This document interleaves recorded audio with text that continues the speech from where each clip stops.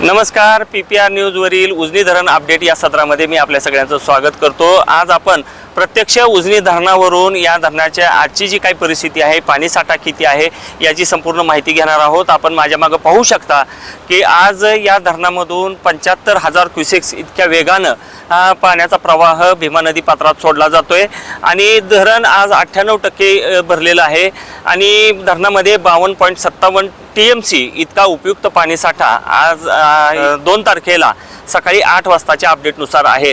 आपण जर पाहिलं तर धरणाचे साधारण निम्मे दरवाजे उघडलेले आहेत आणि 75,000 क्युसेक्स वेगानं भीमा नदी पात्रात हे पाणी सोडलेलं आहे आणि आपण जर पंढरपूरचा यामध्ये विचार केला तर हे पाणी पंढरपूरला जातं आणि त्यापूर्वी नीरा नदीचं पाणी नीरा नरसिंगपूर येथून संगमावरून भीमा नदी आणि नदीला मिळतं आणि तिथून पुढे पंढरपूरला ह्या दोन्ही नद्यांचा एकत्रित परिणाम हा पंढरपूरच्या पाणीच्या प्रवाहावर होत असतो। आता सध्या वीर धरणातून नीरा नदी पात्रात येणारं पाणी हे 14,000 TMC आहे, तर भीमा नदी पात्रातलं पाणी हे 75 म्हणजे साधारण 1 लाख क्युसेक्स वेगानं पंढरपूर पात्रामध्ये पाणी वाहत आहे। काहीच प्रमाण काल साधारण 1,45,000च्या आसपास होतं।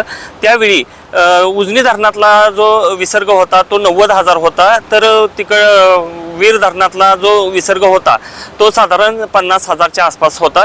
त्यामुळं हा विसर्ग खरं तर आता उजनी धरणाच्या पाणलोट क्षेत्रातून येणारा जो प्रवाह आहे, दौंडकडून येणारा जो प्रवाह आहे ते पाण्याचं प्रमाण कमी झालेलं असल्यामुळं, आवक कमी झालेली असल्यामुळं पूर नियंत्रणासाठी सांडव्यावरून सोडला जाणारा जो विसर्ग आहे तो सध्या कमी केलेला आहे आणि 90,000 पासून 75,000 क्युसेक्स इतका कमी केलेला आहे।